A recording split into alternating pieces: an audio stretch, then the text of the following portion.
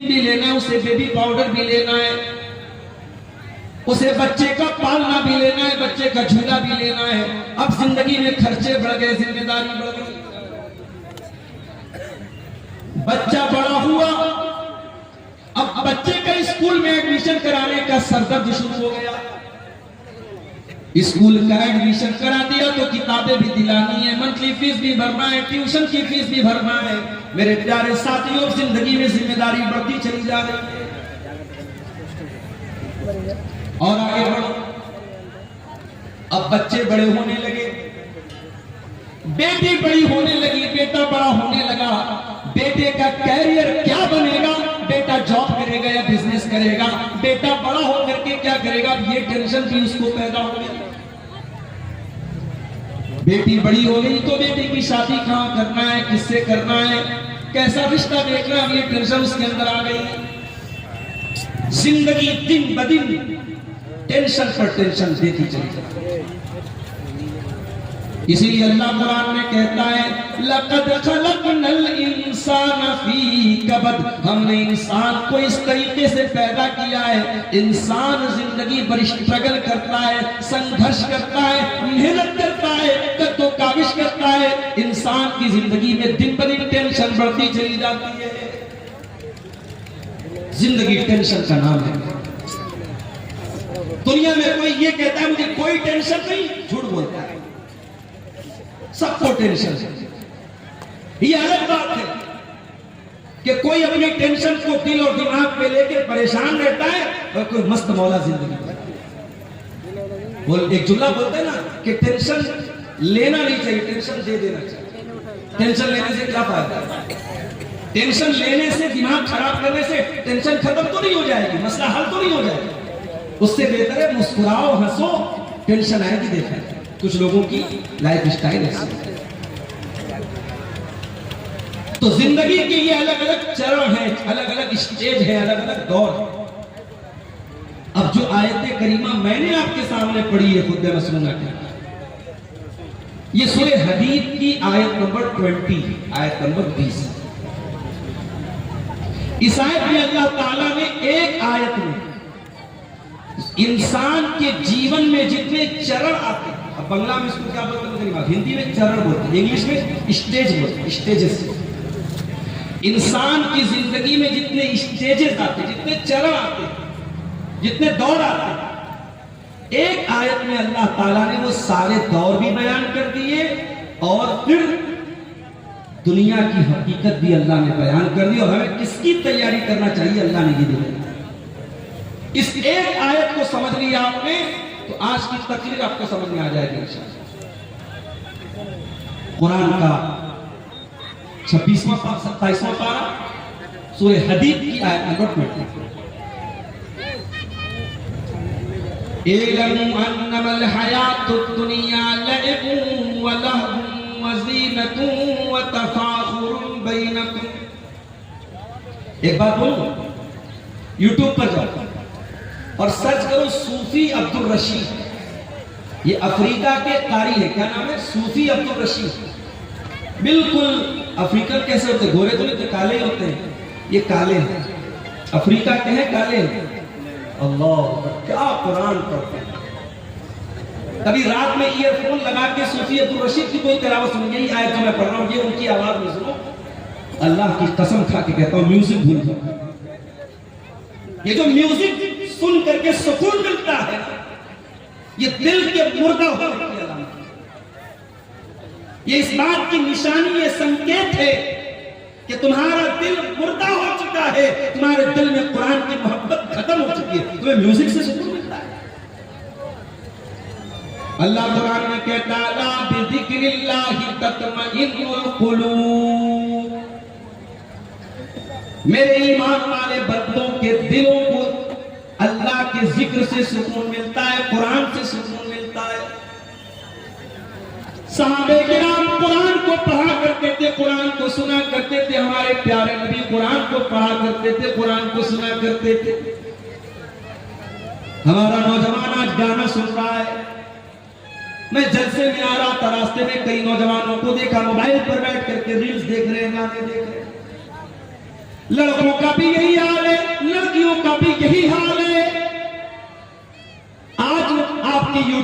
Street पर जाके देखा जाए, गाने ज्यादा मिलेंगे, म्यूजिक ज्यादा मिलेगा, फिल्में ज्यादा मिलेंगी। वो लोग आओ जरा रब के कुरान को किसी अच्छे कारी की आवाज में तुम सुन तो लो, अल्लाह की कसम तुम म्यूजिक भूल जाओगे, तुम गाने भूल जाओगे। इल्मू अन्नमल हयातुद दुनिया लअबु व लहवु व ज़ीना। अल्लाह फरमा रहा है, ऐ मेरे बंदो, ये दुनिया की जिंदगी तो खेल है, व लहवुन तमाशा है, व ज़ीनतुन और जीनत है, आकर्षण है, अट्रैक्शन है। बच्चा छोटा है, खेल का दौर है।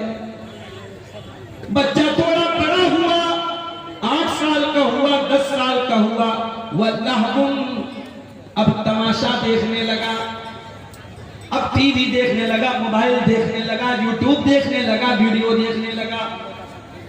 वज़ीनतुन बच्चा थोड़ा बड़ा हुआ, लड़की थोड़ी बड़ी हुई, 15 साल के हो गए, 16 साल के हो गए, लड़की आईने के सामने खड़ी होकर के मेकअप करने लगी, लड़का अपने सर पर, अपने बाल पर, अपने चेहरे पर मेहनत करने लगा, अपनी पसंद का कपड़ा पहनने लगा, आईने में अपने आप को निहारने लगा, अपनी सेल्फी लेने लगा, अपने फोटो को फिल्टर कर करके लेने लगा। वज़ीनतुन इंसान की जिंदगी आकर्षण है, आकर्षण है, अट्रैक्शन है, जीनत। वतफाखुरुन बैनकुम, शादी हो गई, बिजनेस करने लगा। मेरे पड़ोसी ने 1 लाख की प्रॉपर्टी खरीदी, मैं 10 लाख की खरीद के दिखाऊंगा। मेरे दोस्त ने सरकारी नौकरी हासिल कर ली, मैं भी मेहनत करके सरकारी नौकरी हासिल करूंगा। 1 लाख रुपया उसकी सैलरी है, मैं 2 लाख रुपया महीना कमा करके दिखाऊंगा। वतफाखुरुन बैनकुम, मेरे बंदो फिर वो दौर तुम्हारी जिंदगी में आता है, तुम एक दूसरे के ऊपर फख्र करते हो, एक दूसरे के ऊपर गुरूर करते हो, घमंड करते हो, एक दूसरे से अपने आप को बड़ा समझते हो। उसके बाद आखिरी दौर आया, इंसान बूढ़ा हो गया, उसके पोते पोतियां हो गए, उसके नवासे नवासियां हो गए। अब बैठ करके फख्र करता है, इतने मेरे बेटे, इतने मेरे पोते, इतने मेरे नाती, इतनी मेरी नतनी, इतने मेरे नवासे, इतनी मेरी नवासी, इतनी मेरी जमीन, इतनी मेरी जायदाद। वतकासुरुन फिल अमवाली वल औलाद,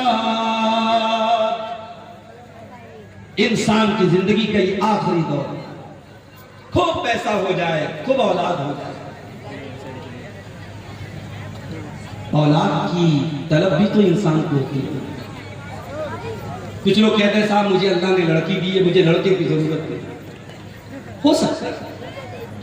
हो सकता है कि आपको अल्लाह ने लड़की दी है, लड़का नहीं है, आप अपनी लड़कियों पर खुश हैं, ये हो सकता है, मगर ये कहना कि लड़के की जरूरत नहीं है, लड़के की जरूरत तो नबियों को भी नहीं। नबियों ने अल्लाह से बेटा मांगा। इब्राहिम अलैहिस्सलाम को देखो, बूढ़े हो गए, कोई बेटा उनका नहीं है, बाप ने घर से निकाल दिया है। अल्लाह की तौहीद की दावत दे रहे, सारी दुनिया उनकी दुश्मन बनी हुई है।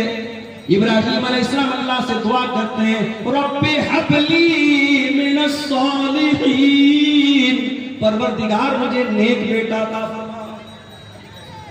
बेटा हमारे नबी को भी अल्लाह ने बेटा दिया। ये अलग बात है जो बेटा पैदा हुआ, कासिम पैदा हुए, बचपन में इंतकाल कर गए, अब्दुल्ला पैदा हुए, बचपन में इंतकाल कर गए। तीसरा बच्चा पैदा हुआ हजरत मारिया के पेट से। अल्लाह के नबी ने बड़े शौक से अपने बच्चे का नाम इब्राहिम रखा, अपने बाप, अपने जद्दे अमजद हजरत इब्राहिम अलैहिस्सलाम के नाम पर अपने बच्चे का नाम रखा। अकीका भी किया आपने, नाम भी रखा अपने बच्चे का। अरब के दस्तूर के मुताबिक आपने बच्चे को दूध पीने के लिए दाई के हवाले कर दिया, देहात दे दिया। ये अलग बात है, अल्लाह ने मेरे नबी की तकदीर में ये भी लिखा था कि ऐ मेरे नबी, आपका कोई बेटा जवान नहीं हो पाएगा। तीसरा बेटा पैदा हुआ इब्राहिम। जब ये बच्चा 1.5 साल का हुआ और देहात में एक आदमी के घर में रहता था, वही ये बच्चा दूध पीता था, वही रहता था। बच्चा बीमार हो गया। अल्लाह के नबी को बताया गया कि आपका बेटा बहुत बीमार है। आप सहाबे के नाम को लेकर के पहुंचे। आपने बच्चे को गोद में लिया। आप अल्लाह के नबी हैं, आखिरी नबी हैं। आपसे मजबूत कलेजा किसका हो सकता है? आपसे मजबूत दिल किसका हो सकता है?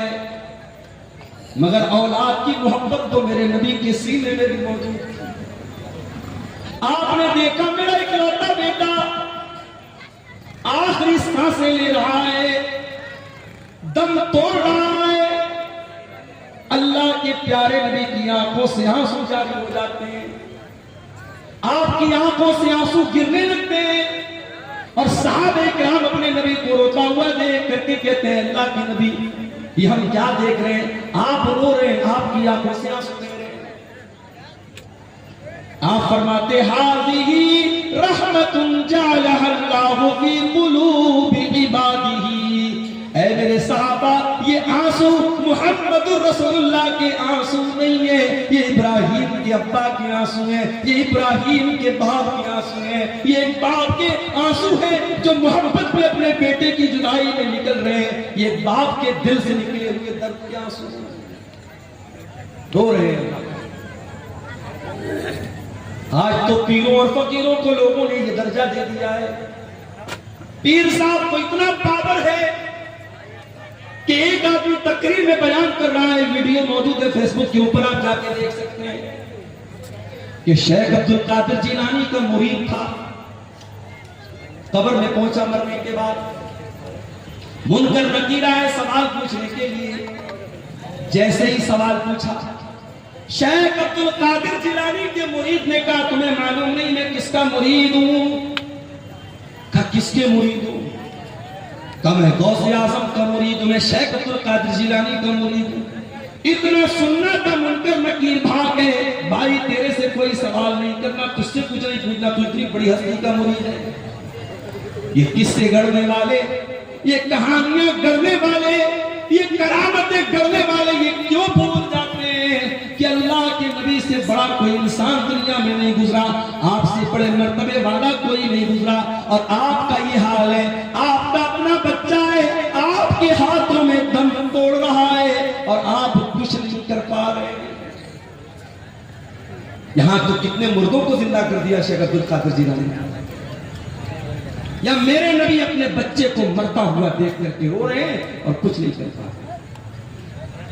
बेटा मर जाता है, मुहम्मद रसूलुल्लाह की आंख से आंसू निकलते और आप क्या कहते हैं? ओ लोगों, ओ मेरी प्यारी माँ बहनों, जब तुम्हारे किसी बच्चे का अल्लाह न करे कभी अगर इंतकाल हो जाए, तुम्हारा कोई अजीज अगर मर जाए, कोई रिश्तेदार अगर मर जाए, कोई करीबी अगर मर जाए और तुम्हें रोने का दिल चाहे, तुम्हारी आंखों से आंसू निकले, तुम्हें अपनी ज़बान से कोई लफ्ज़ निकालने का दिल चाहे, तो जरा अपने नबी का ये नमूना भी देख लेना। क्या फरमाया? इन्नल आइना तदमा वल क़ल्ब यहज़ुन वला नक़ूलु इल्ला मा यर्ज़ा रब्बुना। ऐ मेरे बच्चे इब्राहिम, तेरे जाने से तेरे बाप का दिल गमगीन है, तेरे बाप की आंखों से आंसू बह रहे, तेरा बाप रो रहा है। ऐ इब्राहिम, लेकिन तेरा बाप अपनी ज़बान से कोई ऐसी बात नहीं निकालेगा जिससे अल्लाह नाराज हो जाए। तो बेटे की ख्वाहिश तो सबको होती है, नबियों को। अल्लाह कह रहा है कि जिंदगी के ये अलग अलग दौर हैं। एक खेल का दौर था, एक तमाशे का दौर था, एक अट्रैक्शन का दौर था, एक खूब पैसा कमाने का दौर था, एक एक दूसरे पर फख्र करने का दौर था, और फिर एक आखिरी दौर आया कि ढेर सारे बच्चे हो गए, बड़ा खानदान हो गया, बड़ी प्रॉपर्टी बना ली, बड़ी जमीन बना ली। अब जरा गौर से सुनना सवरिया वालों, अब अल्लाह ताला दुनिया की एक मिसाल बयान कर रहा है। कमसले कैसिन आजबल कुफ्फार नबातुहु, मेरे बंदो, दुनिया की मिसाल अल्लाह बयान कर रहा है। जैसे बारिश होती है, जब बारिश होती है तो सबसे ज्यादा कौन खुश होता है? किसान खुश होता है। किसान खुश होता है। बारिश ना हो, किसान खुदकुशी कर लेता है, और बारिश सही समय से हो जाए, किसान खुश हो जाए। बारिश हो रही है, अब खेती लहलहाने लगी, हरी भरी हो गई। अल्लाह फरमाता है मेरे बंदों, मैं दुनिया की मिसाल दे रहा हूं। बारिश हुई, खेती हरी भरी हो गई। तुम यही जो तुमने धान का खेत लगाया, तुमने मकई का खेत लगाया, तुमने गेहूं का खेत लगाया, एक टाइम ऐसा आया ये हरी भरी जो खेती थी ये पीली हो गई, पक गई, तैयार हो गई। गेहूं तैयार हो गया, धान तैयार हो गया, मकई तैयार हो गई। तुम यही जो कल तक जो पौधे हरे हरे थे आज पीले पीले हो गए, आज पक करके तैयार हो गए। सुम्मा यकूनु हुतामा। पीछे कौन लोग बात कर रहे हैं? एकदम उनको हटाओ यहाँ से। इतनी तमीज नहीं स्टेज के पास माइक के बाद बैठे बात करना। सुम्मा यकूनु हुतामा। फिर ये खेती जब पक करके तैयार हो गई, उसको काट दिया गया। कोई खेती अपने खेत में कट करके उसको छोड़ा नहीं जाता, काट दिया जाता जब तैयार हो जाती। अभी मेरे पास जयनगरा कोई जगह है, जयनगर या जयनगर ऐसे कटिहार में, वहां के लोग मेरे पास आए, नवंबर में टाइम मांग रहे। मैंने कहा भाई दिसंबर में ले लो। बोले नहीं मौलवी साहब, अभी मकई कटी है, अब दिसंबर में जब आप मांग रहे हैं, टाइम दे रहे हैं, तो उस टाइम फिर हमारी दोबारा खेती लग जाएगी। हम नहीं कर सकते, खेती का समय होता है। मैं किसान नहीं हूं, मैं खेती नहीं करता हूं, लेकिन खेती करने वालों के साथ रहते हुए इतना जान जाए कि खेती करने का एक टाइम है, खेती काटने का एक टाइम है। खेती तैयार तो फिर उसको कोई रोकता नहीं, खेती को काट लिया जाता है। अल्लाह फरमाता है तुम यकूनु हुतामा, फिर खेती को काट लिया जाता है। ऐ मेरे बंदो, तुम्हारी दुनिया की जिंदगी भी ऐसी ही है। तुम्हारी जवानी जब होती है तुम हरे भरे होते हो, फिर बुढ़ापा आता है, 40 साल के हो गए, 50 साल के हो गए, अब तुम पक चुके हो, पीले पड़ चुके हो। कभी देखा है बॉलीवुड की बड़ी बड़ी हीरोइनें जो एक एक करोड़ कितने कितने करोड़ रुपए लेती हैं फिल्मों के, जब इनकी जवानी ढल जाती है, इनके बाल सफेद हो जाते हैं, फिर उनको कोई नहीं पूछता। उम्र खत्म हो गई, अट्रैक्शन खत्म, सौंदर्य खत्म, ब्यूटी खत्म।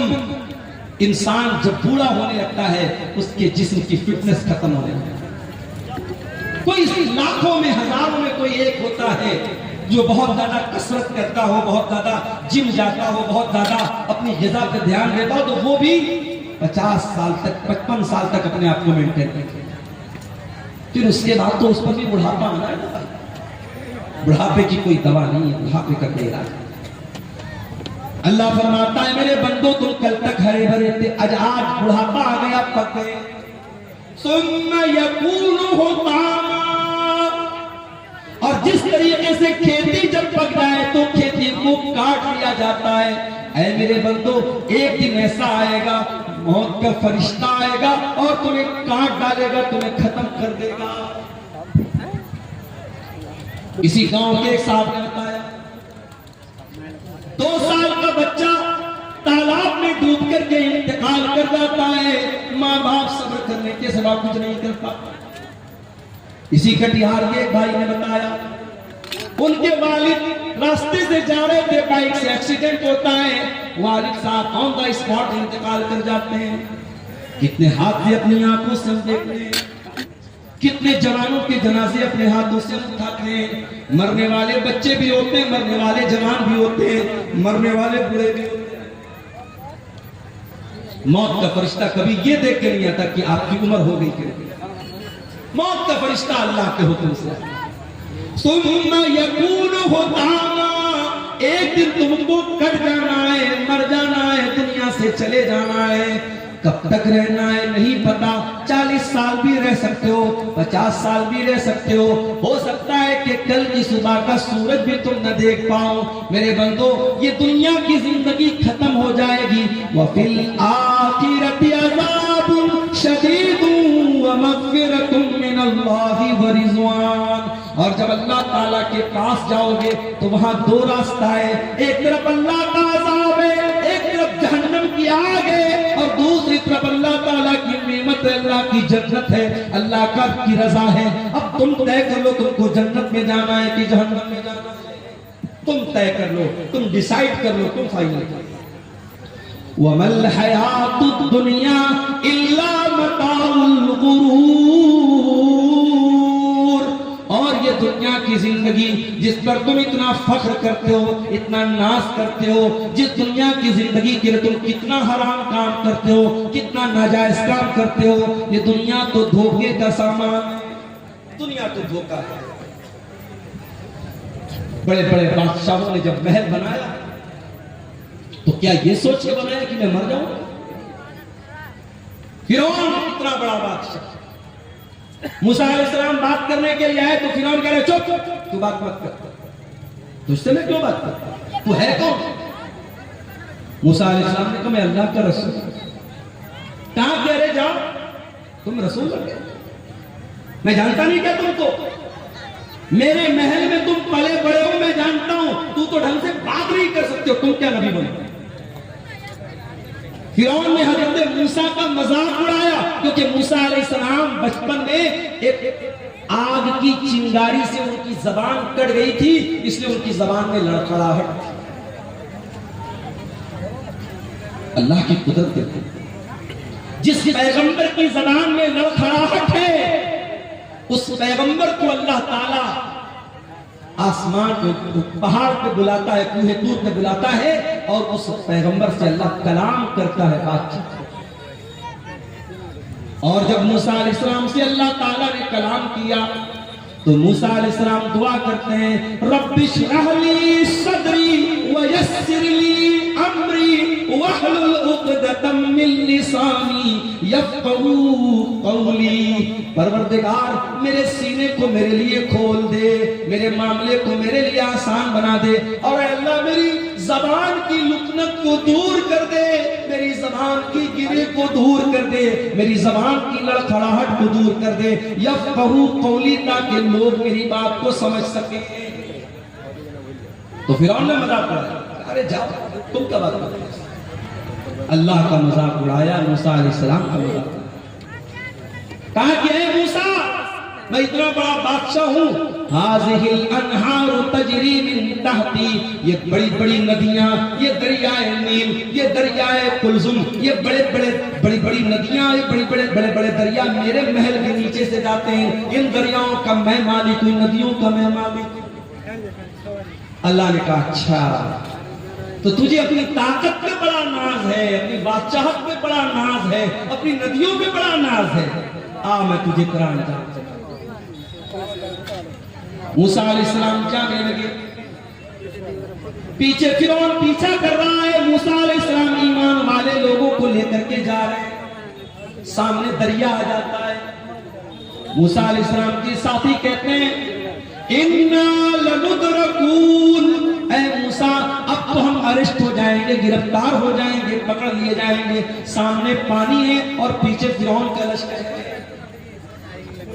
अभी हालात आप देख रहे हैं क्या हो रहा है, जुल्म की कितनी इंतहा हो रही है। जुल्म करने वाले कल तक जब आवाम से उनका ताल्लुक था, तब तक हम इंसाफ की अदालतों में जाकर के इंसाफ के लिए हम दरवाजे खटखटा सकते, मगर जब जुल्म का कोड़ा इंसाफ करने वालों के हाथ में आ जाए, हुकूमत करने वालों के हाथ में आ जाए, और जो जालिम है वही मुनसिफ बन जाए, तो फिर मजलूम फरियाद करे तो भी किससे करे, मजलूम जाए तो किसके पास? दंगा करने वाला, फसाद करने वाला कौन? सारी दुनिया को मालूम। किसके जुलूस में मां बहन की गालियां दी गई, वीडियो मौजूद है, जमाना शाहिद है। मगर आज हिंदुस्तान की तारीख लिखने वाला लिखेगा कि जुल्म की तारीख कैसे लिखी जाए, किस तरीके से मजलूमों के घर गिराए जा रहे थे, किस तरीके से मजलूमों के बच्चों और औरतों पर जुल्म किया जा रहा था। याद रखो मेरे भाई, अल्लाह का कानून याद रखो, अल्लाह की सुन्नत याद रखो। अल्लाह अपनी धरती पर कभी जालिमों को बरकरार नहीं रखता, जालिमों की हुकूमत को बरकरार नहीं रखता। अल्लाह ने इस धरती पर मुशरिक और कुफ्र करने वालों की हुकूमतों को बरकरार रखा है, मगर जालिम को अल्लाह ने जड़ से उखाड़ दिया। हर जालिम अपना अंजाम याद रखे। अरबी में कहावत है, लिकुल्ले फिरौन मूसा, हर फिरौन के लिए अल्लाह ताला ने किसी मूसा को तैयार किया। मूसा अलैहिस्सलाम जा रहे हैं, पीछे फिरौन है, सामने पानी है। कौम के लोग कहते हैं Musa we will be arrested, we will be captured, हम तो पकड़ लिए जाएंगे, गिरफ्तार हो जाएंगे। मूसा अलैहिस्सलाम कहते हैं, ऐ मेरी कौम के लोगों, डरने की जरूरत नहीं है, इन्न मइया रब्बी सयहदीन, मेरा रब मेरे साथ है, मेरा रब जरूर कोई ना कोई रास्ता निकालेगा। ये जो ईमान था मूसा अलैहिस्सलाम के दिल में, ऐ भारत के मुसलमानों, ऐ हिंदुस्तान के मुसलमानों, ये ईमान अपने दिल में पैदा किया। तुम अल्लाह अकबर की सदा देने वाले हो, तुम ला इलाहा इल्लल्लाह का कलमा पढ़ने वाले हो। तुम्हारा ईमान हुकूमतों पर नहीं है, तुम्हारा ईमान सियासी पार्टियों पर नहीं है। इन सियासी पार्टियों ने कल भी इस्तेमाल किया था, आज भी तुम्हें इस्तेमाल कर रहे हैं और आइंदा भी करते रहेंगे। तुम ईमान लाए हो रब्बे वाहिद की जात पर, उस अल्लाह की जात पर अपने ईमान को मजबूत करो, उस अल्लाह से अपने ताल्लुक को जोड़ लो। मूसा अलैहिस्सलाम ने कहा मेरा रब मेरे साथ है, वो जरूर कोई ना कोई रास्ता निकालेगा। अभी इतना कहा था मूसा अलैहिस्सलाम ने कि कुरान कहता है, फ़अौहैना इला मूसा अनिद्रिब बिअसाकल बहरा, हमने मूसा को हुक्म दिया कि अपनी लाठी को पानी के ऊपर जाके मार दो। सामने नदी है, दरिया है, दरिया की गहराई कितनी हो सकती है आप अंदाजा नहीं। दरियाए कुलसुम बहुत बड़ी नदी है, वो नदी सामने थी। हजरत मूसा गए और लाठी को जाकर के पानी पर मारा। जैसे ही लाठी को पानी पर मारा है, अभी मैं मुंबई गया था एक हफ्ता पहले, मुंबई में एक ब्रिज है, उसको अटल सेतु बोलते हैं। अटल सेतु 22 किलोमीटर का ब्रिज है, समंदर के अंदर बना है। अल्लाह, 1-2 किलोमीटर नहीं, 22 किलोमीटर, 22 किलोमीटर का ब्रिज कहां बना है? समंदर के अंदर बना है। इंसान को अल्लाह अगर इतना दिमाग दे सकता है कि इंसान समंदर में ब्रिज बना सकता है 22 किलोमीटर लंबा, तो वो अल्लाह जिसने इंसान को इतना माइंड दिया है, इतना दिमाग दिया है, उस अल्लाह के लिए कौन सी बात नामुमकिन है।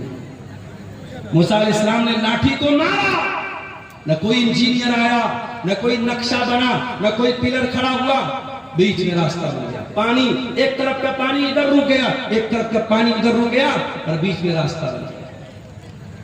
अब मूसा अलैहिस्सलाम अपने साथियों को लेकर चलते। जरा इमेजिन करो, तसव्वुर करो, दोनों तरफ पानी रुका हुआ है और मूसा अलैहिस्सलाम बीच में जा रहे हैं अपने साथियों के साथ। फिरौन ने देखा मूसा जा रहे हैं, उनके साथ ईमान वाले जा रहे हैं और पानी बीच में रुका हुआ है, बीच में रास्ता बना हुआ है। फिरौन ने अपने लश्कर से कहा चलो तुम भी इसी रास्ते पर चलो। फिरौन भी चल पड़ा, फिरौन का लश्कर भी चल पड़ा। मूसा अलैहिस्सलाम और ईमान वाले नदी को पार कर गए। जब उस पार चले गए, अल्लाह ने पानी को मिला दिया, पानी को मिला दिया। और जैसे ही पानी को मिला दिया, फिरौन डूब गया। फिरौन के तमाम लश्कर के लोग डूब गए। जब फिरौन डूबने लगा तो कहता है आमनतु बिल्लज़ी आमनत बिही बनु इस्राईल, ऐ अल्लाह मैं तेरे ऊपर ईमान लाता हूं, मैं तौबा कर रहा हूं, अल्लाह मैं उस अल्लाह के ऊपर ईमान लाता हूं जिस पर बनी इस्राइल ईमान।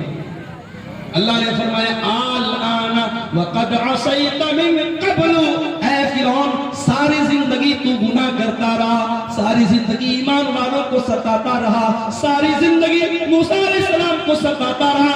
आज जब मौत को सामने देखा तो ईमान ला रहा है। ऐ फिरौन आज तेरा ईमान एक्सेप्ट नहीं किया जाएगा। पता ये चला कि मौत सामने देखने के बाद तौबा एक्सेप्ट नहीं है। इसलिए मौत के आने के पहले तौबा करो। जितना दान करना है, जितना नेकी का काम करना है, मौत देखने के पहले करो। मौत देखने के बाद तौबा करोगे, तौबा कबूल। कभी किसी मरने वाले को देखा?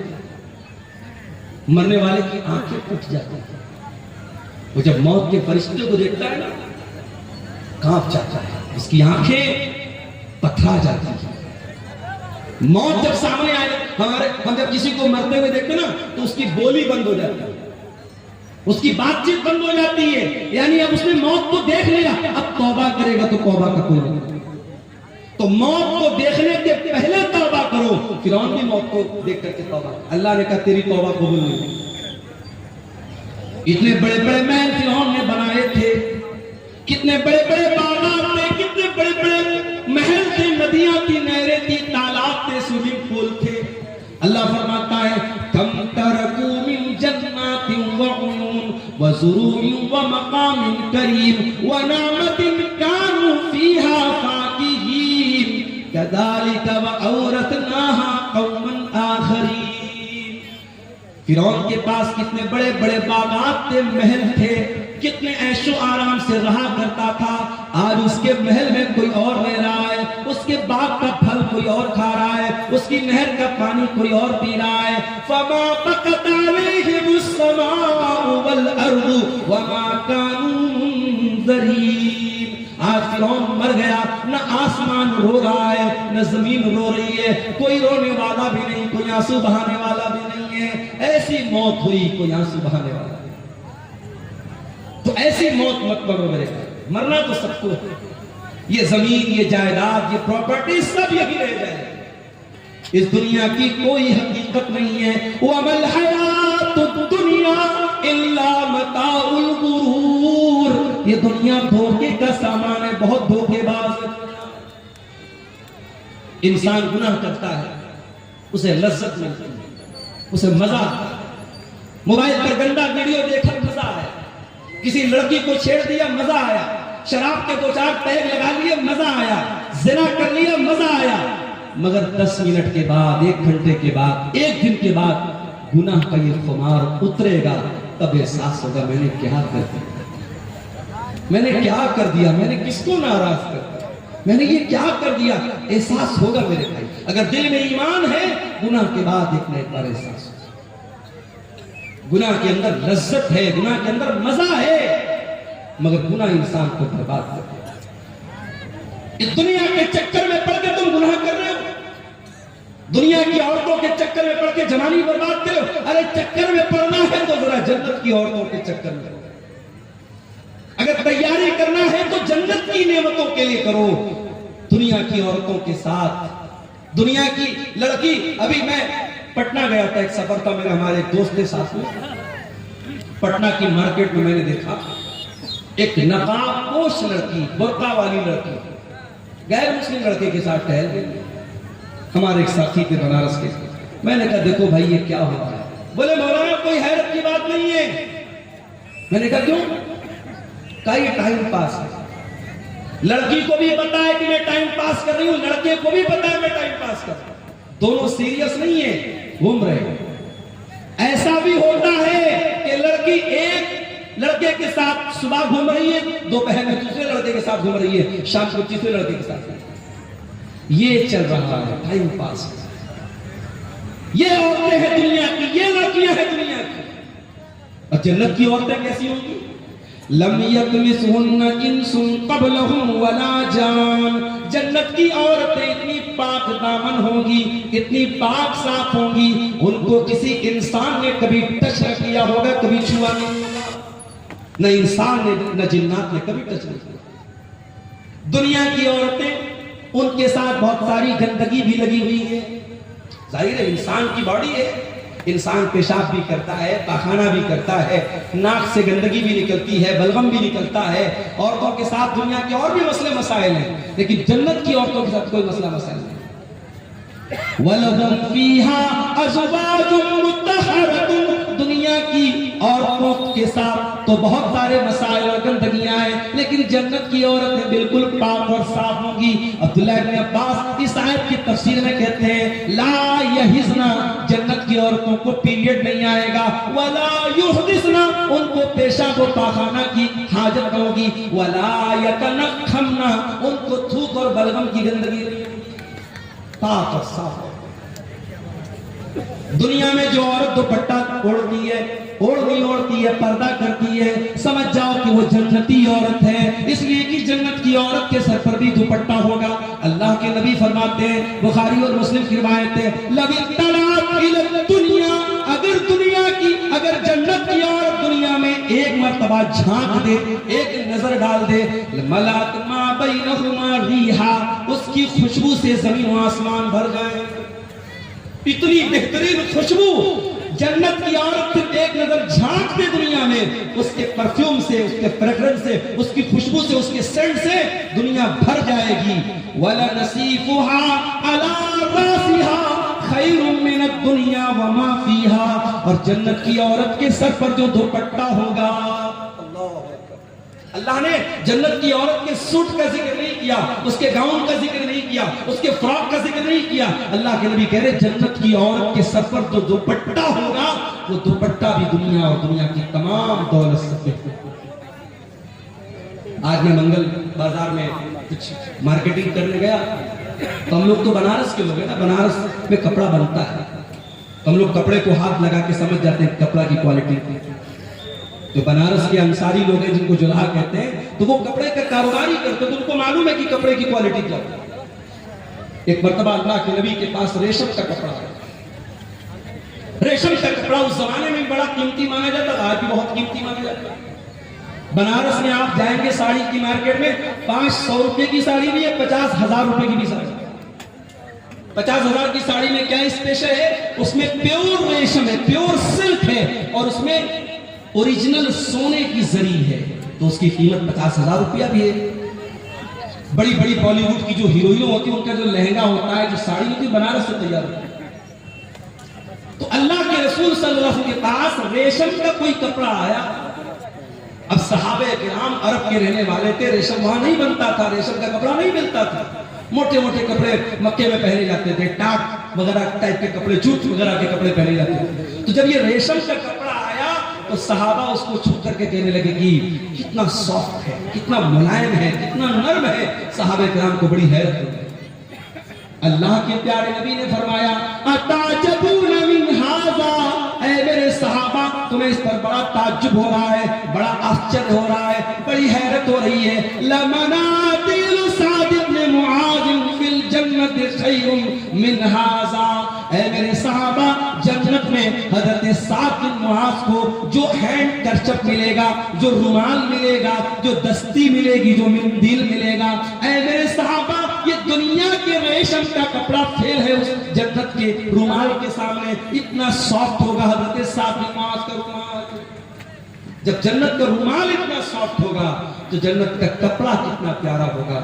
अल्लाह ने जब जन्नत के कपड़े का जिक्र किया तो फरमाया, सियाबन खुज़रम मिन सुंदुसिन व इस्तबरक, जन्नतियों के बदन पर रेशम का कपड़ा होगा, और रेशम भी दो टाइप का होगा, एक रेशम सुंदुस होगा और एक रेशम इस्तबरक होगा। सुंदुस बोलते हैं जो बारीक रेशम होता है, और इस्तबरक जो थोड़ा मोटा रेशम होता है। मेरी एक बच्ची का नाम सुंदुस, एक बच्ची का नाम इस्तबरक है। ये कुरान की इन्हीं आयतों से कहा है। सुंदुस के माने भी रेशम होता है, इस्तबरक के माने भी रेशम। तो जन्नतियों का कपड़ा इतना आलीशान। तुम दुनिया के कपड़े पर मर रही हो मेरी बहनों, तुम अपनी अलमारी पे कपड़े निहार रही हो, अपने वार्डरोब में कपड़े निहार रही हो, और अपने मेकअप आइटम को देख रही हो, अपनी ज्वेलरी बॉक्स को देख रही हो। आओ जरा जन्नत की ज्वेलरी तैयार करो, जरा जन्नत के कपड़े तैयार करो, जरा जन्नत के लिए अपने आप करो। दुनिया की जिंदगी की क्या हकीकत है मेरे भाई? आगाह अपनी मौत से कोई बशर नहीं, आगाह अपनी मौत से कोई बशर नहीं, सामान 100 बरस का है कल की खबर नहीं। कितनी औरतों को मैंने देखा बड़े कपड़े इकट्ठा करती थी, बड़ी ज्वेलरी इकट्ठा करती थी, मर गई। आज उनके कपड़े उनकी बेटियां लेके जा रही, उनकी बहुएं लेके जा रही हैं, उनकी पड़ोस की औरतें लेके जा रही, उनके रिश्तेदार की औरतें लेके जा रही हैं। आप नहीं जानते कपड़ा आपका है, कल कौन पहनेगा, मकान आपका है, कल कौन रहेगा, नेमतें आपकी है, दौलत आपकी है, कल कौन फायदा उठाएगा। आगाह अपनी मौत से कोई बशर नहीं, सामान 100 बरस का है, पल की खबर नहीं। एक बहुत बड़े बादशाह गुजरे, उनका नाम था हारून रशीद। हारून रशीद एक मुसलमान बादशाह थे, खलीफा थे। उनके दौर में बहुत अल्लाह के नेक बंदे थे, उनका नाम था इब्ने सम्माक। हारून रशीद एक मरतबा इब्ने सम्माक से मिलने के लिए गए। ऐ इब्ने सम्माक, आप बहुत बड़े आलिम दीन हैं, मैं आपके पास आया हूं, आपसे मसला मसाइल नहीं पूछना है, मैं आपसे बस ये पूछना चाहता हूं कि कुछ नसीहत कर दीजिए, कोई पैगाम मुझे दे दीजिए, कोई मैसेज दे दीजिए, कोई संदेश दे दीजिए, कोई नसीहत दे दीजिए। इब्ने सम्माक ने कहा, अमीरुल मोमिनीन, सपोज कर लीजिए, तसव्वुर कर लीजिए कि आप एक सहरा में जा रहे, एक रेगिस्तान में जा रहे, खाना खत्म हो गया, पानी खत्म हो गया, आपको बड़ी जोर की प्यास लग गई और दूर दूर तक पानी नहीं मिल रहा है। आप जैसे जैसे आगे बढ़ रहे हैं, आपका गला सूख करके कांटा हो रहा है और प्यास से आपका बुरा हाल हो रहा है। इतने में एक आदमी आता है और उसके पास एक प्याला पानी। उसने कहा, ऐ खलीफा, मैं आपको एक प्याला पानी देने को तैयार हूं, शर्त यह है कि आप अपनी आधी बादशाहत मुझे दे दें। तो ऐ बादशाह सलामत, ऐ अमीरुल मोमिनीन, क्या आप अपनी बादशाहत को बचाएंगे या उसको बादशाहत देकर के पानी ले लेंगे? हारून रशीद ने थोड़ी देर सोचा, कहा कि ऐ इब्ने सम्माक, मैं बादशाहत दे दूंगा, पानी ले लूंगा, क्योंकि जान बचाना जरूरी है, मेरी जान जा रही है प्यास के मारे, मैं आधी बादशाहत दे दूंगा और पानी ले लूंगा। इब्ने सम्माक ने कहा, बादशाह सलामत, अब सपोज कर लो वो पानी आपने पी लिया, अब वो पानी आपकी बॉडी में जाकर के अटक गया, अब आपको जोर की पेशाब लग गई, लेकिन पेशाब के रास्ते से पेशाब नहीं निकल पा रहा है, आप बेहाल हो गए, आपको अपनी जिंदगी खतरे में नजर आने लगी, आप पेशाब के रुक जाने से आप परेशान हैं। इतने में एक दूसरा आदमी आता है और वो कहता है, ऐ अमीरुल मोमिनीन, आपको मैं ऐसी दवा दे दूंगा कि आपका पेशाब निकल आएगा, आप रिलैक्स फील करेंगे, आपका दर्द खत्म हो जाएगा, शर्त ये कि आप अपनी बाकी आधी बादशाह मुझे दे दें। तो ऐ बादशाह सलामत, क्या आप अपनी जान बचाएंगे या उसको अपनी बादशाह दे दें? हारून रशीद ने कहा कि मैं अपनी आधी बादशाह दे दूंगा और उससे वो दवा ले लूंगा ताकि मेरा पेशाब हो जाए, मेरी तकलीफ दूर हो जाए, मेरी जान बच जाए। इब्ने सम्माक ने कहा, बस ऐ हारून रशीद, फंजुर या अमीरुल मोमिनीन इला मुल्किका हाज़त तवील वल अरीस। ऐ बादशाह सलामत, इतनी लंबी चौड़ी आपकी बादशाह पे ला तुसावी शरबतन व बौलतन, इतनी बड़ी बादशाह की क्या हैसियत है कि पेशाब के चंद कतरे और पानी के चंद कतरों की वैल्यू आपकी सारी हुकूमत के बराबर है। ऐ बादशाह सलामत, कभी इस हुकूमत पर नाज न करना, कभी गुरूर न करना, अगर वक्त पड़ गया तो पानी के चंद कतरों के बराबर आपकी बादशाह है और पेशाब के चंद कतरों के बराबर आपकी बादशाह है। मेरे भाइयों, ये है दुनिया की, दुनिया के पीछे मत मरो मेरे भाई। हर जुमा के दिन आप सुनते हैं इमाम साहब सूरह आला की तिलावत करते हैं, बल तुसिरूनल हयातद दुनिया वल आखिरतु खैरुन व अबका। मेरे बंदो, तुम दुनिया की जिंदगी को तरजीह देते हो, तुम दुनिया की जिंदगी को ऊपर रखते हो, जबकि आखिरत की जिंदगी ज्यादा बेहतर और ज्यादा बाकी रहने वाली है। तुम्हें तो आखिरत की तैयारी करना चाहिए। अब सवाल पैदा हुआ कि क्या हम दुनिया में ना रहें, दुनिया का हक अदा ना करें, बीवी का हक अदा ना करें, बच्चों का हक अदा ना करें? नहीं, ये इस्लाम की तालीम नहीं है। हमें दुनिया में रहना है, हमें बीवी का हक भी अदा करना है, हमें बच्चों का हक भी अदा करना है, हमें माँ बाप का हक भी अदा करना है, लेकिन हमें दिल नहीं लगाना है दुनिया से। जगह जी लगाने की दुनिया नहीं है, ये इबरत की जा है, तमाशा नहीं है। दिल लगाओ तो जन्नत से लगाओ, दिल लगाओ तो आखिरत से लगाओ। दुनिया दिल लगाने का ठिकाना नहीं है। दुनिया में कैसे रहना है? अल्लाह के प्यारे नबी अब्दुल्लाह इब्न उमर का कंधा पकड़ करके कहते हैं, कुन फी दुनिया कन्नका गरीब। अरे अब्दुल्ला, दुनिया में ऐसे जिंदगी गुजारो जैसे परदेसी जिंदगी गुजारता है। बिहार के बहुत सारे लोग बंबई में रहते हैं, बंबई में दंगा हो जाता है, फसाद हो जाता है, तो बंबई में जो बिहार का रहने वाला, यूपी का रहने वाला, बंगाल का रहने वाला आदमी है, वो डर जाता है कि यार मेरा तो यहाँ कोई नहीं है, ये तो प्रदेश है, मेरा गांव नहीं है, मेरा इलाका नहीं है, मेरा क्या होगा। वो रहता है बंबई में, कमाता है बंबई में, खाता है बंबई में, मगर उसे अपना असल वतन याद रहता है। वो कटिहार के फला गांव का रहने वाला है, वो गांव से याद है। अल्लाह के नबी फरमाते हैं, तुम दुनिया में इस तरीके से जिंदगी गुजारो जैसे कोई अजनबी, कोई परदेसी जिंदगी गुजारता है। और आबिरु सबील, या ऐसे जिंदगी गुजारो जैसे कोई मुसाफिर जिंदगी गुजारता है। मुझे कल कटिहार से निकलना है, इंटरसिटी पकड़ना है, इंटरसिटी पटना जा रही है, रास्ते में बेगूसराय भी आ रहा है, रास्ते में मानसी भी आ रहा है, रास्ते में महेशखुंड भी आ रहा है, रास्ते में बरौनी भी आ रहा है। मुझे भूख लगेगी, मैं उतर करके चिप्स ले लूंगा, मैं बिस्किट ले लूंगा, मैं नमकीन ले लूंगा, मगर मुझे मालूम है मुझे पटना तक जाना है, मेरी मंजिल पटना है, मेरी मंजिल बनारस है। मैं जा करके ठहरूंगा अपनी मंजिल पर, मैं जा करके रुकूंगा अपनी मंजिल पर। मैं बीच के स्टेशनों से फायदा तो उठा सकता हूं, मगर मेरा टारगेट मेरी मंजिल होगी, मेरा मकसद मेरी मंजिल होगी। अल्लाह के नबी कह रहे हैं, दुनिया में ऐसे जिंदगी गुजारो जैसे मुसाफिर जिंदगी। और सहाबे किराम हमारी तरह रात में 2-2, 3-3 बजे तक तकरीर नहीं सुनते। नबी ने इतनी हदीस बयान की, अब्दुल्लाह इब्न उमर ने सुन लिया। अब अब्दुल्लाह इब्न उमर खुद कहते हैं, ओ लोगो कान खोल करके सुन लो।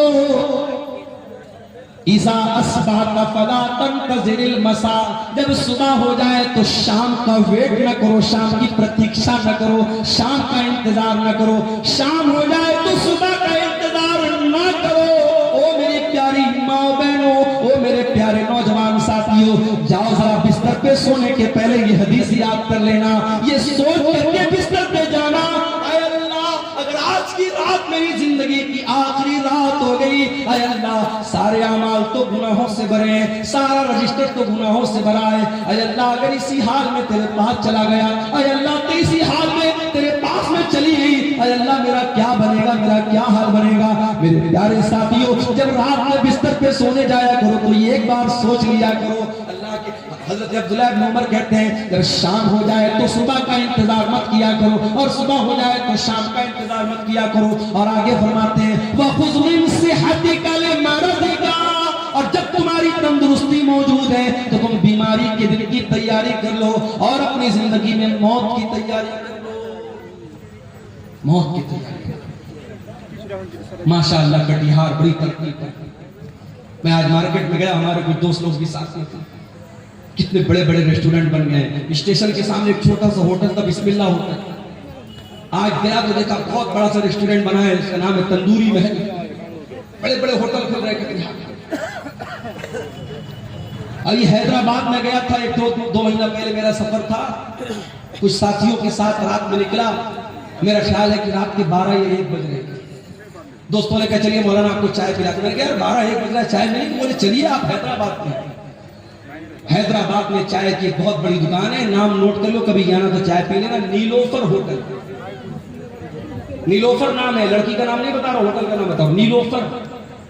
रात के 1 बजे में गया साथियों के साथ। मैं सोचा यार रात का 1 बजा है, 2-4 लोग गया तो वो भीड़ है, रश है, मर्दों का, औरतों का, लड़कों का, लड़कियों का, मुसलमानों का इलाका है, मुस्लिम मेजॉरिटी इलाका है, और रश भरा पड़ा है।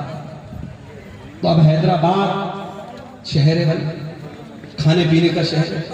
अब कटिहार में भी वो चीजें आ रही, पूर्णिया में भी वो चीजें आ रही। तरक्की पर है जमाना, जमाना तरक्की पर तो है मेरे प्यारे साथ।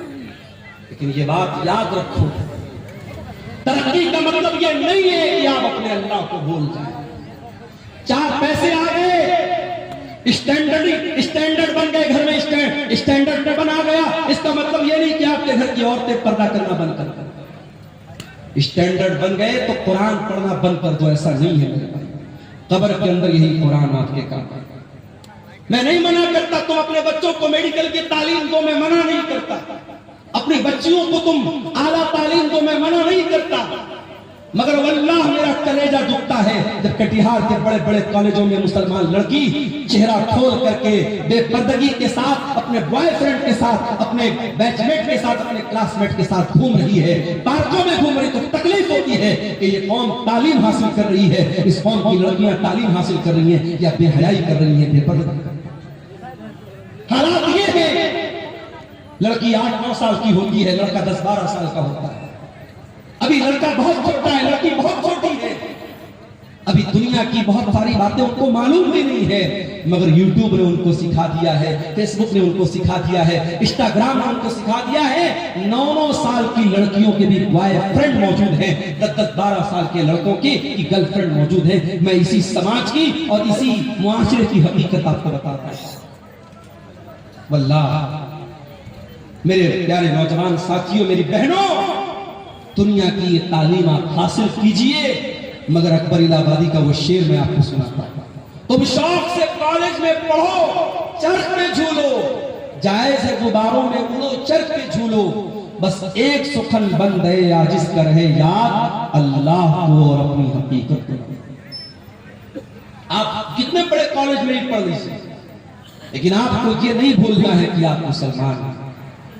अल्लाह की कसम, कर्नाटक की वो लड़की जो नकाब में स्कूल जा रही थी, कॉलेज जा रही थी, और दंगाइयों ने और फसादियों ने उसको देख करके नारा लगाया था, और उस लड़की ने जिसका नाम मुस्कान था, उसने नारे तकबीर की सदा बुलंद की थी, अल्लाह अकबर कहा था। सारी दुनिया के मुसलमानों ने उस लड़की पर फख्र किया। और आज भी बड़े बड़े कॉलेजों में जो लड़की नकाब में रहती है, अपनी हया से समझौता नहीं करती, अपने पर्दे से समझौता नहीं करती, वो प्राइम मिनिस्टर से भी डिग्री लेने जाती है, वो नकाब में जाती है। ऐसी लड़कियों पर हमें फख्र है मेरे भाइयों, ऐसी बहनों पर हमें फख्र है। तालीम हासिल करो, मगर कुरान की भी तालीम हासिल करो। ये मदरसे, ये छोटे छोटे मदरसे आज सीमांचल में तरस रहे हैं, इनका इंफ्रास्ट्रक्चर देख लो। मैं कितने मदरसों में जाके देखा मैंने कि टीन का शेड लगा हुआ है और कच्ची जमीन है, बच्चे बेचारे उस पर पढ़ रहे। किशनगंज में एक मदरसे में मैं गया, बेहतरीन तालीम हो रही है, अच्छी पढ़ाई हो रही है, मगर इंफ्रास्ट्रक्चर नहीं है। ये बड़े बड़े नेता आते हैं हमारे यहाँ, इन मिनिस्टरों से, इन नेताओं से, इन एमपीज और एमएलए से कहो कि इन मदरसों को भी थोड़ा ध्यान दे। आज कितने मदरसे मेरे भाइयों, न उनके पास इंफ्रास्ट्रक्चर है, न उनके पास टीचरों को देने की ढंग की सैलरी है। बेचारे साल में जलसा करते हैं, और जलसे में भी जो लोग आते हैं तकरीर सुनते हैं, कितने लाख रुपए का जलसे पर खर्च हो जाता है, और आखिर में जो बचत होती है मदरसे वालों को बहुत थोड़ी सी। ये तकलीफ की बात है मेरे भाइयों, की दर्द की बात है। इन मदरसों में पढ़ने वाले, कुरान पढ़ने वाले बच्चों को हकीर समझते हैं। वल्लाह इन्हें हकीर मत समझो। तुम डॉक्टर बन जाओ, तुम इंजीनियर बन जाओ, तुम आईएएस ऑफिसर बन जाओ, मुबारक हो तुम्हें। ये कुरान पढ़ने वाले, ये दुबले पतले बच्चे, ये पतली दाल पीने वाले बच्चे, ये बगैर छिला हुआ आलू खाने वाले बच्चे, ये जागीर का खाना, अपनी इज्जत और खुददारी को कुचल कर घरों से ले जाकर टिफिन लेकर खाना लाने वाले ये बच्चे, इन्हें हकीर मत समझो मेरे भाइयों। अल्लाह के नबी फरमाते हैं, खैरुकुम मन तअल्लम अल-कुरान व अल्लमहु, तुम में सबसे बेहतरीन इंसान वो है जो कुरान को सीखता है और कुरान को सिखाता है। कब्र में यही कुरान आपके काम आएगा। कब्र में मुनकर नकीर आएंगे, पूछेंगे मन रब्बू का, तेरा रब कौन है? तू कहेगा मैं इंटर पढ़ के आया हूं, मैं ग्रेजुएशन करके आया हूं, मैंने बीसीए किया, मैंने एमसीए किया, मैंने नीट निकाला, मैंने बड़ा एग्जाम पास किया। फरिश्ता पूछेगा मन नबियों का, तेरे नबी कौन है? माँ दीनों का, तेरा दीन क्या है? अगर आपने दुनिया की सारी तालीम हासिल की है, अगर आपने रब का कुरान नहीं पढ़ा है, अगर आपने मोहम्मद रसूलुल्लाह की हदीसों को नहीं पढ़ा है, कुरान और सुन्नत को नहीं पढ़ा है, आप मुनकर नकीर के सवाल का जवाब नहीं दे पाएंगे। उस सवाल का जवाब अगर चाहिए तो कुरान पढ़ना पड़ेगा, हदीसों को पढ़ना पड़ेगा। मेरे भाइयों, आज का दौर तो बहुत अच्छा दौर है। आज ऑनलाइन भी आप दीन की तालीम हासिल कर सकते हैं। अपनी बहनों से कहना चाहूंगा, जो कॉलेज में पढ़ती हैं, जो यूनिवर्सिटी में पढ़ती हैं, ऐ मेरी प्यारी बहनों, आज ऐसे कोर्स भी हो रहे हैं, ऑनलाइन कोर्स हो रहा है। लॉकडाउन में खुद मैंने कई कोर्स चलाए ऑनलाइन, और मुझे बड़े फख्र के साथ आज मैं दुबई तक मेरे स्टूडेंट मौजूद है। मेरे पास मैसेज आता है, मौलाना साहब मैं आपका स्टूडेंट हूँ। लड़कियों का, मेरी मुसलमान बहनों का भी कभी कभी फोन आता है। बड़ी खुशी होती है कि जब वो कहती है कि मैंने आपसे ऑनलाइन कोर्स तालीम हासिल की थी। आज मदरसे की चार दीवारी के अंदर बैठ कर के दीन की तालीम अगर देना पॉसिबल है तो ऑनलाइन भी आप तालीम हासिल कर सकते हैं और तालीम दे सकते हैं। मेरे प्यारे साथियों, दुनिया का जितना इल्म हासिल करना है कर लो, मगर कब्र में जो काम आने वाला इल्म है वो आखिरत का इल्म है, वो कुरान और सुन्नत का इल्म है। और अल्लाह ताला कुरान में कहता है, यालमून ज़ाहिरम मिनल हयातिद दुनिया। मेरे बहुत सारे बंदे ऐसे हैं जिनके पास दुनिया की तो बहुत नॉलेज है, लेकिन आखिरत के मामले में गाफिल हैं। कहीं ऐसा ना हो मेरे भाइयों, दुनिया की डिग्रियां तो हमारे पास हो, दुनिया का इल्म तो हमारे पास हो, मगर आखिरत के मामले में हम जीरो हो, आखिरत की हमें कोई नॉलेज ना हो। इमाम हसन बसरी कहते हैं कि कुछ लोग इतने माहिर होते हैं, इतने काबिल होते हैं कि अपनी उंगली के नाखून पे रख के बता देते हैं कि दीनार का वजन कितना है। इतने माहिर होते हैं, अपने दुनिया के मामले में इतने काबिल होते हैं, लेकिन 2 रकात नमाज पढ़ने का तरीका होता है। इसी कटिहार में मुझे याद है, नमाज पढ़ने के लिए बैठा, पीछे से एक आदमी आता है, उसको किसी ने बताया कि अब्दुल गफ्फार साहब नमाज पढ़ रहे, जाओ उनके साथ पढ़ लो। नमाज खत्म हो चुकी थी, मैं बाद में आया तो मैं अपनी अलग नमाज पढ़ रहा था। अब वो आदमी आया तो उसको ये भी पता नहीं कि दाएं खड़ा होना है कि बाएं, ये भी नहीं मालूम। कितने इलाकों में जाता हूं, मैं मुसाफिर हूं, जोहर की नमाज का टाइम है, मस्जिद के इमाम साहब ने कहा मौलाना साहब आप नमाज पढ़ा दीजिए। मैं कहता हूं भाई मैं मुसाफिर हूं, रहने दीजिए। नहीं मौलाना आप आए, आप पढ़ा दीजिए। मैं ऐलान भी कर देता हूं कि मैं मुसाफिर हूं, मैं 2 रकात पढ़ूंगा, आप लोग पूरी कर लीजिएगा। उसके बावजूद बहुत सारे लोग सलाम फेर देते हैं और फिर ताकने लगते हैं, और फिर उनको समझ में आता है बाकी लोग 2 रकात पढ़, वो भी जल्दी उठ के पढ़ रहे। मालूमात नहीं है, जबकि हर जलसे में जा रहे, हर तकरीर सुन रहे, इतनी तकरीरें सीमांचल में हो रही हैं, मगर दीन की जो तालीम है मेरे भाइयों, जो कुरान का दर्स है, जो नमाज का तरीका है, जो अकीदे की मोटी मोटी बातें हैं, वो आज मैं गांव जाता हूं तो मैं देखता हूं वो चीजें नहीं मिलती। हम बड़े फख्र के साथ पूरे इंडिया में हम बयान करते हैं कि ये शेरशाहवादी एक कौम है, जो सीमांचल के अंदर ये कौम है, और 90% ये कौम अहले हदीस कौम है, मगर आज शेरशाहवादियों में भी ताबीज पहना जा रहा है। आज शेरशाहवादियों में भी बाज़ बस्तियों में कब्र परस्ती शुरू हो गई है, तावीज और घंटा शुरू हो गया है, हराम किस्म की झाड़ फूक शुरू हो चुकी है। क्यों? क्योंकि अकीदा मजबूत नहीं है, तौहीद मजबूत नहीं है, दीन का इल्म नहीं है। मेरे प्यारे साथियों, दीन का इल्म हासिल करो, दीन का इल्म ही आपको कयामत के दिन भी काम आएगा और कब्र में भी काम आएगा। मैं मना नहीं करता, आप दुनिया की तरक्की हासिल कीजिए, दुनिया को कामयाब बनाइए, मगर कुरान हमें जो दुआ सिखाता है, रब्बना आतिना फिद दुनिया हसना व फिल आखिरति हसनत व क़िना अज़ाबन्नार। ऐ अल्लाह तू दुनिया की भी भलाई हमको अता फरमा दे और आखिरत की भलाई भी हमको अता फरमा दे और जहन्नम की आग से हमको बचा ले। दुनिया में आप तरक्की करें, इस्लाम को कोई एतराज नहीं है, मगर दुनिया की 50 साल की जिंदगी में आप तरक्की कर ले, पैसा कमा ले, नाम कमा ले, इससे इंपॉर्टेंट बात यह है, इससे अहम बात यह है कि जो परमानेंट लाइफ है, जो फॉरएवर है, जो हमेशा रहने वाली जिंदगी है, मेरे भाइयों उस जिंदगी के लिए आपने क्या तैयारी की है, उस पर आप मेहनत कीजिए। अल्लाह के नबी सल्लल्लाहु अलैहि वसल्लम एक दुआ दिया करते थे, बड़ी प्यारी दुआ है, मैं आपको बता रहा हूं, अगर आपको याद करना है, दुआ की पतली सी किताब आती है, नाम नोट कर लीजिए, हिस्नुल मुस्लिम। ये किताब आपको कहीं भी मिल जाएगी, अगर मोबाइल आपके पास मौजूद है, उसके प्ले स्टोर में जाके आप टाइप कीजिए हिस्नुल मुस्लिम, तो ये किताब वहां पर भी आपको मिल जाएगी। अल्लाह के नबी बड़ी प्यारी दुआ करते थे, अल्लाहुम्मा अस्लिह ली दीनी अल्लज़ी हुवा इस्मतु अमरी व अस्लिह ली आखिरती अल्लती व अस्लिह ली दुनियाया अल्लती फीहा माआशी। ऐ अल्लाह मेरे दीन को सही कर दे, मेरे दीन की इस्लाह कर दे, क्योंकि दीन ही मेरे मामले की बुनियाद है। और अल्लाह मेरी दुनिया को भी तू अच्छा कर दे, क्योंकि मुझे जिंदगी दुनिया में गुजारना है। वो अस्लिह ली आखिरती अल्लती इलैहा माआदी। और अल्लाह मेरी आखिरत को भी तू दुरुस्त कर दे, क्योंकि मरने के बाद मुझे लौट करके आखिरत की तरफ जाना है। वजअलिल हयात ज़ियादतन ली फी कुल्लि खैर। और अल्लाह मेरी जिंदगी को ऐसा बना दे कि जिंदगी में हर आने वाला दिन पीछे वाले दिन से बेहतर हो, हर दिन कोई नया नेकी का काम करूं, कोई अच्छा काम करूं। इसी कटिहार के इलाके के लोगों ने मुझे बताया कि पर हेड वो 10-10 रुपया कलेक्शन कर रहे हैं। 10 रुपए की आज के जमाने में कोई वैल्यू नहीं, लोग पान खा जाते 10 रुपए का। परिवार में अगर 5 लोग हैं, 6 लोग हैं, 10-10 रुपया वो सबसे कलेक्शन कर रहे हैं पूरे गांव से। और इस तरीके से 1 साल लोगों ने कलेक्शन किया है।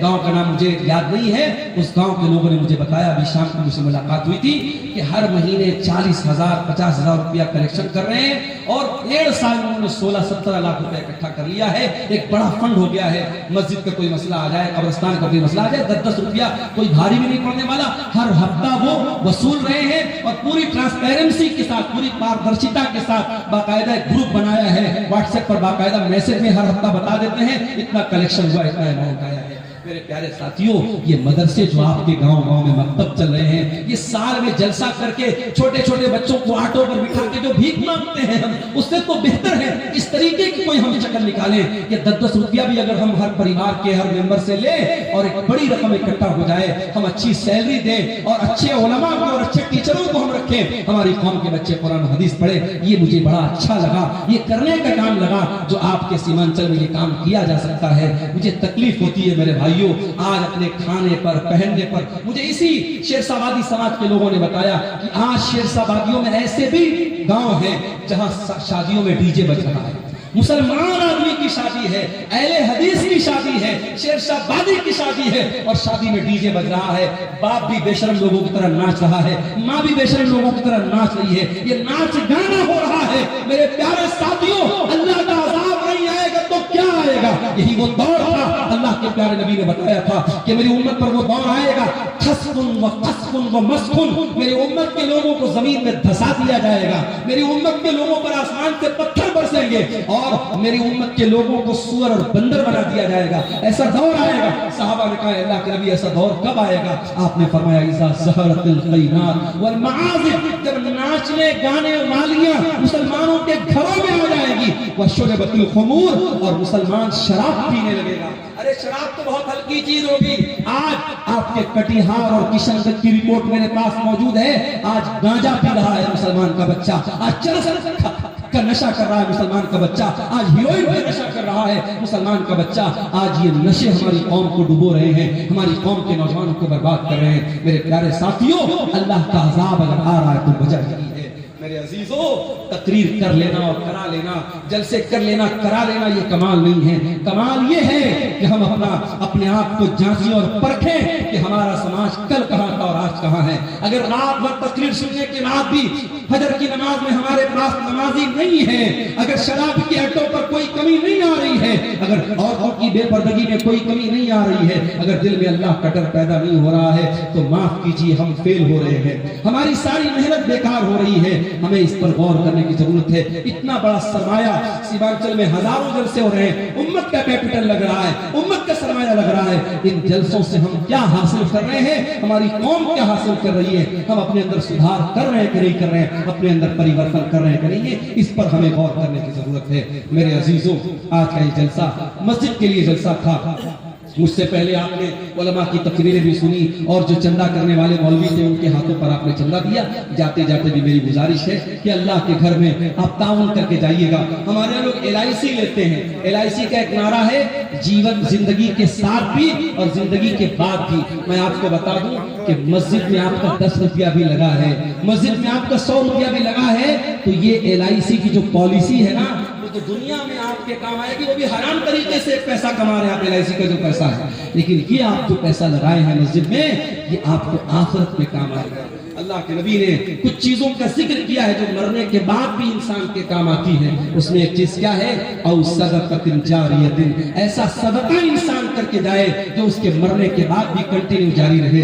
मेरे अजीजों, मस्जिद और मदरसे की इमारत में लगने वाला आपका पैसा सदका जारिया है। आज हम लोग बड़े खुश होते हैं, साहब मौलाना मुफ्ती रहमान साहब के जरिए मस्जिद बन रही है, फला मौलाना साहब के जरिए मस्जिद बनी। कभी आपने गौर किया? ये जितने मशारी का काम करने वाले उलमा हैं, ये अपना पैसा क्यों नहीं लगा रहे? ये अरब के कुछ लोग हैं, अल्लाह के नेक बंदे, कोई अपनी माँ के नाम से मस्जिद बनवा रहा है, कोई अपने बाप के नाम से ट्यूबवेल लगवा रहा है, कोई अपने भाई के नाम से मदरसा बनवा रहा है। जो जज्बा अरब के लोगों में पैदा हुआ और हिंदुस्तान और बिहार, बंगाल और नेपाल में उनके पैसे से मस्जिद बन रही है, तो वो जज्बा क्या हमारे अंदर पैदा नहीं हो सकता? मेरे प्यारे साथियों, वो जज्बा यकीनन पैदा हो सकता है। वो जज्बा पैदा करो, हम अपने लिए जो बनाएंगे वो यही रह जाएगा। जो दुनिया के लिए, उम्मत के लिए छोड़ के जाएंगे वो इंशाअल्लाह आखिरत में हमारे काम आएगा। इसलिए जिनको अल्लाह ने नवाजा है वो इस तरीके के नेकी कामों में बढ़ चढ़ के हिस्सा लें। दुनिया की हकीकत के मौजू पर ये चंद बातें आपके सामने मैंने रखी हैं। अल्लाह से इस दुआ के साथ रब्बुल आलमीन हमें दुनिया के साथ साथ आखिरत की तैयारी करने की तौफीक अता फरमाए। रब्बुल आलमीन हमें जन्नत में ले जाने वाला अमल करने की तौफीक अता